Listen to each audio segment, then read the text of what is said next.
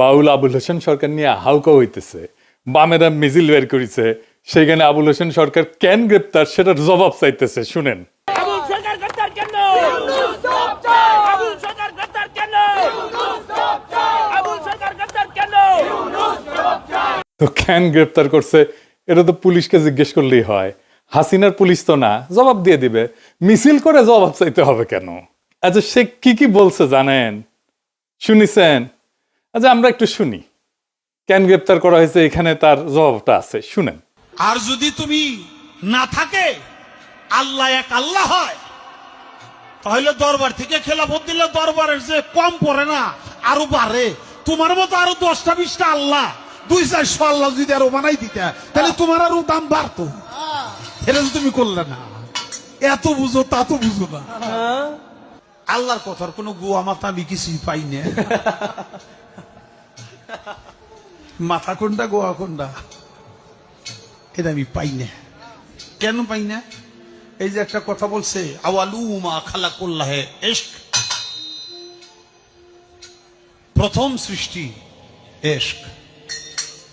আওয়ালুমা খালাকুল্লাহে মিন নূরি, নূর, প্রথম সৃষ্টি নূর।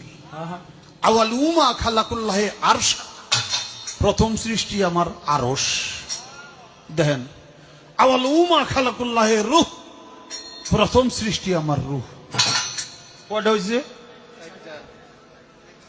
এক মুখ হয়েছে, দুই কথা কয়। হ্যাঁ, মুখ কয় না হুক কয়? এক মুখে দুই কথা কইলে হ্যাঁ মুখ থাকে, হ্যাঁ তো মুখ থাকে না, হ্যাঁ তো হুক হয়ে যায়। আল্লাহ যে কইল প্রথম সৃষ্টি আমার ইশক, প্রথম সৃষ্টি আবার কয় আমার আরশ, প্রথম সৃষ্টি আবার কয় নূর, প্রথম সৃষ্টি আবার কয় রূহ।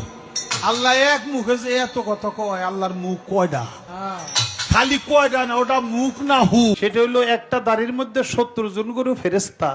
তুমি প্রত্যেকদিন ফেরেশতা গোয়া কাইটে ভালাও। শুনেছেন তো?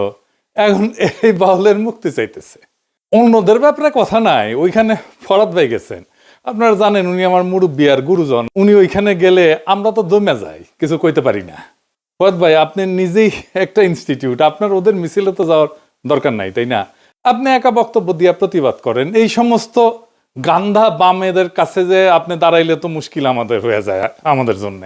ওরা তো আপনাকে কখনো অন করেনি ফরাদ ভাই, করবেও না। হুদাই আপনি ওদের সাথে যাইতেছেন। যাই হোক, ফরাদ ভাই বলছেন যে সব আন্দোলন নাকি আবুল হোসেন ওনার পাশে ছিল। শোনেন ফরাদ ভাইয়ের কথা শোনেন।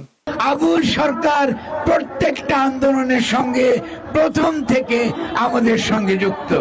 তিনি শহীদ মিনারের অনুষ্ঠান থেকে শুরু করে হেন কোনো প্রতিবাদ সভা নাই, এমনকি শাহ আলী দরগায় যখন আপনারা বট গাছ কেটে ফেলেছিলেন, তিনি আমার পাশে ছিলেন। আমরা ফরাদ ভাই আপনার কথা বিশ্বাস করি, কিন্তু আপনার পাশে আপনি ফরাদ ভাই একজন ফ্যাসিবাদের দালালকে, হাসিনা মুজিব পূজারীকে কিভাবে জায়গা দিলেন? সে তো আপনারা স্যাপোটাস করতে আসতেছে। আজ আমরা মুজিব বন্দনার হাসিনা বন্দনা শুনি তার কাছ থেকে। হ্যাঁ, শুনেন। গাড়ি জলদি কইরা যায় তোরা আয়, আয় রে আমার শেখ হাসিনার নাই তোরা আয়, আয় রে আমার শুভ এমপির নাই তোরা আয়। ওই ইতিহাসের রাখাল রাজা, ইতিহাসের রাখাল রাজা বঙ্গবন্ধু।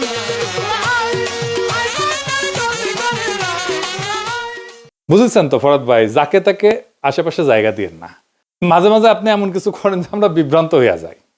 আপনি ইসকনের চিন্ময়ের সাথে দেখা করছেন, এত খাতির আপনার চিন্ময়ের সাথে, তাদের দাবির পক্ষে দাঁড়াইছেন পর্যন্ত।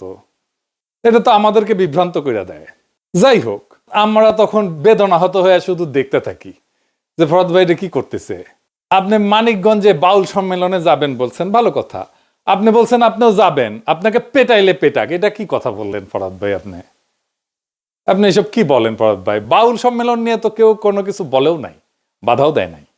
আর আপনাকে কেন পেটাবে? বাংলাদেশে কার তো সাহস আছে আপনার গায়ে হাত তুলবে? আপনি বিষয়টাকে এমন ভাবে উপস্থাপন করতেছেন যেন বাংলাদেশের মানুষ বাউল গানের বিরুদ্ধে দাঁড়াইছে। বিষয়টা তো তা না ফরাদ ভাই, মোটেও না। দাঁড়াইছে আপনার ভাষায়, আপনি যেটা সবসময় বলে আসছেন, আপনার ভাষায় খায়া না খায়া আল্লাহ খোদার বিরুদ্ধে কথা বলায়। তা আপনি বলতেছেন যে আবুল হোসেন সরকার ইসলাম অবমাননা করে নাই। তো তাইলে তো মুরব্বী হিসেবে আপনার বোঝানো উচিত, একটা ভিডিও বানায় লিখে হোক, যে এটা বুঝায় দেওয়া যে এটা ইসলাম ধর্ম অবমাননা না। করেন আপনি, আমরা শুনি, বুঝি, আমরা শিখি, সবাই শিখুক। আপনাকে তো সবাই মুরব্বী মানে। আর যদি আপনার মতে ধর্ম অবমাননা নাই করে, তাইলে আদালতে তো খালাস দিয়ে দিবে, জামিন দিয়ে দিবে। আইনকে বাধা দিচ্ছে কেন রাস্তায় বলেন? এই আবুল হোসেন তো ধান্দাবাজ। মুজিবের বন্দনা করিছে, হাসিনার বন্দনা করিছে, এখন বিএনপির হয়ে ভোট চাচ্ছে। বিএনপির মিটিং এ কিন্তু এগুলো কথা কইছে। ওইখানে দেখেন, সামনে হইল জাতীয় নির্বাচন। আমার আফরোজা খান রিতাফা নমিনেশন পাইছে না ধানের শীষে। সামনে ধানের শীষ প্রতীকে আফরোজা খান রিতাফার জন্য আমি আপনাদের কাছে দোয়া চাই, ভোট ভিক্ষা চাই। দেখেছেন? এবার এডিটর সাহেব এনা শুনে দেন মুজিব বন্দনা। মানে সব আওয়ামী লীগ এখন বিএনপি হয়ে গেছে। গালি জলদি কইরা যায় তোরা আয়, আয় রে আমার শেখ হাসিনার নায় তোরা আয়, আয় রে আমার শুভ এমপির নায় তোরা আয়। ওরে ইতিহাসের রাখাল রাজা, ইতিহাসের রাখাল রাজা বঙ্গবন্ধু আয়, আয় জলদি করে যায়। তো এই যে বিএনপির প্রোগ্রামে যায় যে সমস্ত কথাবার্তা কইছে, বিএনপির একটা লোক উঠে যায়, তাকে ঠেকাইলো না কেন?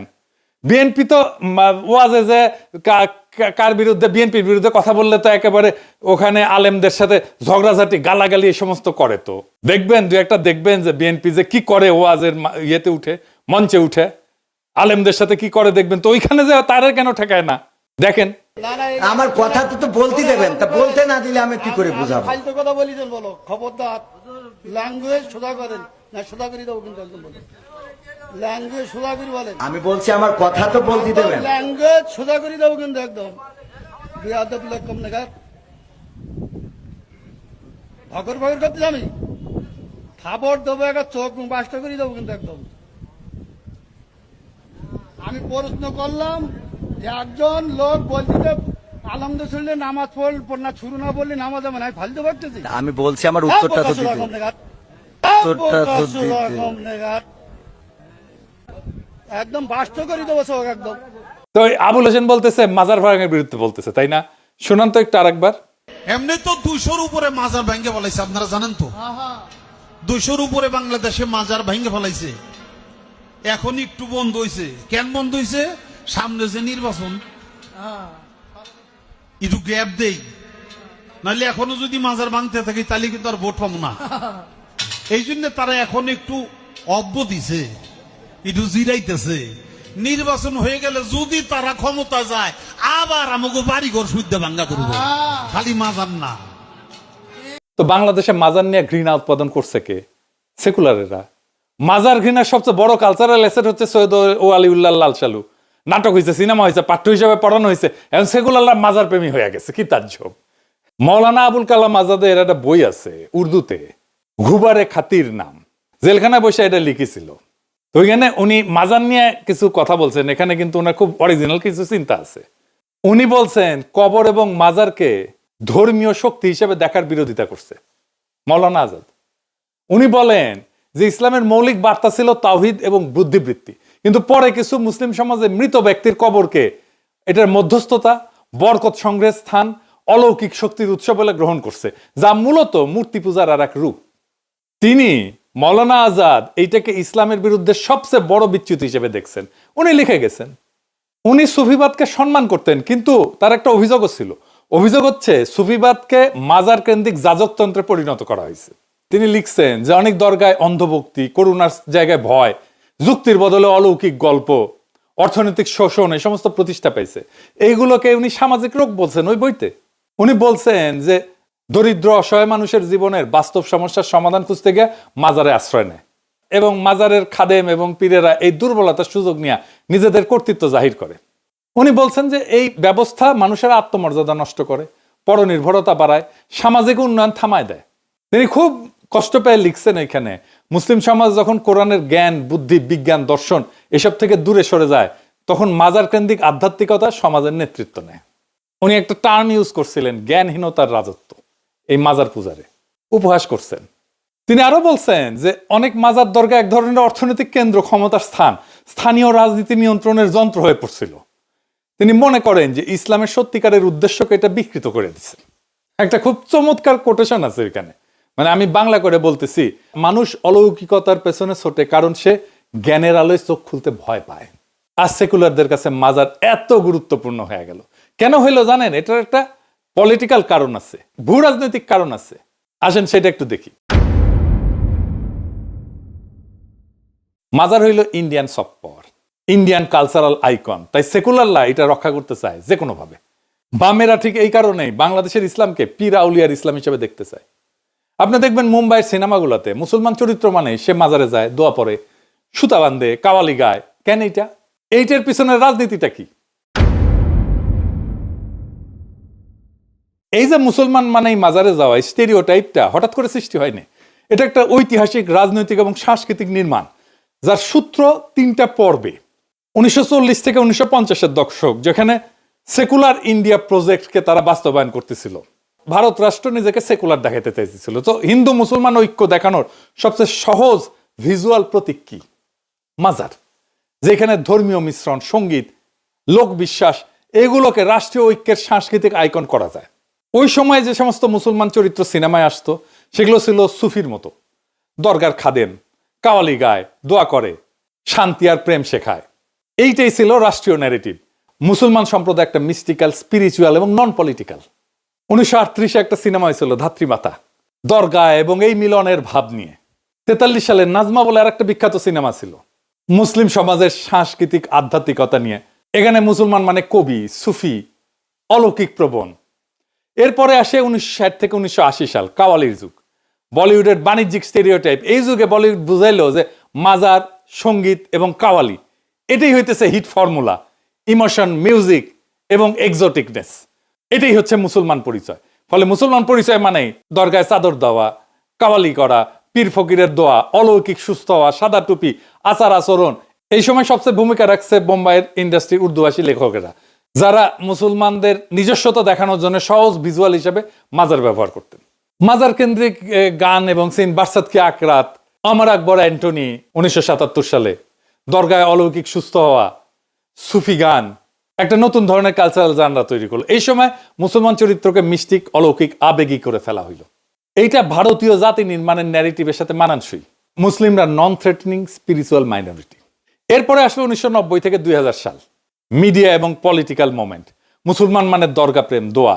1992-এ বাবরি মসজিদ ভাঙা হইলো। তারপরে বলিউডে মুসলমান চরিত্র ফের এই হার্মলেস ভিজুয়ালে ফেরাই নিয়ে যায়। এই সময় মুসলমান চরিত্রকে 3 ভাবে দেখানো হয়: মাজার ভক্ত, প্রেমিক প্রেমিকা, নিরীহ দোয়া করা বুড়া মুসলিম যিনি নায়ককে আশীর্বাদ করেন, কাওয়ালি প্লাস ধর্মীয় মিস্টিক পটভূমি, যা মুসলমান সমাজকে সাংস্কৃতিকভাবে রঙিন কিন্তু রাজনৈতিকভাবে অসক্রিয় দেখায়। যেমন ধরেন ফিজা, রিফিউজি, সাওয়ারিয়া। এইখানে যে মুসলিম ভিজুয়াল পুরোপুরি মাজার থিমড। এমনকি যোধা আকবরেও দেখবেন মাজারের দোয়া গ্রহণে, মাজারের দোয়া নেওয়ার দৃশ্য। কেন মুসলমান মানেই মাজার ইন্ডিয়ান কালচারে? কারণ ভারতীয় মূলধারা ইসলামকে সুফি, লোক ধর্মীয় করে প্রদর্শন করতে চায়, পলিটিক্যাল ইসলামকে না। মাজার ছিল নিরাপদ, অবিতর্কিত মুসলিম ইমেজ। রাজনীতির দিক থেকে এটা ছিল মুসলমানদেরকে একটা ডিপলিটিসাইজ, মিস্টিক্যাল কমিউনিটি হিসেবে উপস্থাপনের প্রকল্প। আর বলিউডের কাছে ছিল ভিজুয়াল শর্ট হ্যান্ড। এটাই মুসলিম চরিত্রের সাংস্কৃতিক মার্কার। তার মানে মাজার কেন্দ্রিক যে মুসলিম ইমেজ আসলে একটা নিয়ন্ত্রিত উপস্থাপন।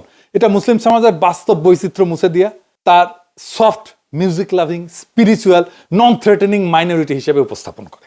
এখন আসেন বাংলাদেশের সাধারণ মানুষ ধর্ম অবমাননার প্রতিক্রিয়া কেন দেখাবে? বাংলাদেশের সাধারণ মানুষ ধর্ম অবমাননার প্রতিক্রিয়া দেখাবে কেন জানেন? এটার একটা গভীর রাজনৈতিক, সাংস্কৃতিক কারণ আছে এবং অর্থনৈতিক কারণ আছে। বাংলাদেশ একটা দরিদ্র রাষ্ট্র। এই রাষ্ট্রের বেশিরভাগ নাগরিক দরিদ্র। তাদের জীবনে কোনো স্বপ্ন নাই, কোনো সার্থকতা নাই। সন্তানকে ভালো মতো খাওয়াইতে পারে না, অসুখে চিকিৎসা পায় না, শৈশবে শিক্ষা পায় না, যৌবনে কাজ পায় না, উৎসবে আনন্দ করতে পারে না। এদের জীবনে তো কোনো হাসি নাই, কান্নাও গেছে শুকায়। এদের একটাই সম্পদ, একটাই স্বপ্ন, যদি পরকালে খোদা তাআলার দয়া হয় তাহলে হয়তো বেহেশতে ঢুকতে পারবে। এই জন্যই বাচ্চাকে মাদ্রাসায় দেয়। সে জানে একজন আলেমের সুপারিশ খোদা তাআলা শোনেন। তার একটা ইহকাল আপনারা দিতে পারেন নাই, তার পরকালের স্বপ্ন আপনি কায়দা নিতে চান কোন অধিকারে, কোন সাহসে? সারাক্ষণ খোঁচান আপনার প্রগতিশীলতার কুরকুরানি দিয়া। আপনি তো আপনার সেকুলার দর্শনে বলেন প্রাইভেট স্পেসে ধর্ম পালন করতে, তো আপনার অধর্ম আপনার ধর্ম বিশ্বাস আপনি প্রাইভেট স্পেসে করেন, যা খুশি করেন। পাবলিক স্পেসে এসে আপনি মানুষের ধর্ম নিয়ে কুরকুরে দেখান কেন? আপনি তো আগে খোঁচান, তারপরে ওরা প্রতিক্রিয়া দেখায়। খোঁচানো বন্ধ করেন, প্রতিক্রিয়া বন্ধ হয়ে যাবে। বাংলাদেশ যে মুসলমান সংখ্যাগরিষ্ঠের দেশ, এটা তো তার অপরাধ না, এটা তার বৈশিষ্ট্য। এই বৈশিষ্ট্য তো আপনাকে বিবেচনা করতে হবে। আপনার রাজনীতি, আপনার সমাজ নির্মাণে আপনাকে এটা বিবেচনা করবেন না আপনি? আশ্চর্য ব্যাপার। আপনার তো ইউরোপে আসলে তো ক্রিসমাস দেখলে, ক্রিসমাস ট্রি দেখলে, ক্রিসমাসের সাজানো দেখলে আপনার তো গা চুলকায় না। কিন্তু বাংলাদেশে আপনার কোরবানি নিয়ে চুলকানি কেন? নামাজ নিয়ে চুলকানি কেন? মসজিদে আজান নিয়ে চুলকানি কেন? হিজাব নিয়ে চুলকানি কেন? পাইছেনটা কি? এত চুলকানি থাকলে ইউরোপে চলে আসেন, নয়তো ইন্ডিয়া চলে যান। আদর করে ইন্ডিয়ায় রেখে দিবে। বাংলাদেশে পড়ে আছেন কেন রে ভাই? আপনিও শান্তি পান, বাংলাদেশে মানুষের শান্তি পাক। অশান্তির মধ্যে থাকার কোনো দরকার আছে? বাংলাদেশকে যদি সত্যিকার অর্থে শান্তিপূর্ণ একটা সমৃদ্ধশালী রাষ্ট্র হিসাবে তৈরি করতে চান, ইনসাফপূর্ণ রাষ্ট্র হিসাবে তৈরি করতে চান, তাহলে আপনাদের এই কুরকুরানি বন্ধ করতে হবে, ইসলাম বিদ্বেষ বন্ধ করতে হবে। তাছাড়া বাংলাদেশ কখনো শান্ত হবে না। এই সহজ সত্যটা মনে রাখবেন, তাহলেই আগামীর বাংলাদেশ আপনি ঠিকঠাক গড়তে পারবেন। সেই বাংলাদেশ গড়ার অপেক্ষায় থাকলাম। ইনকিলাব জিন্দাবাদ।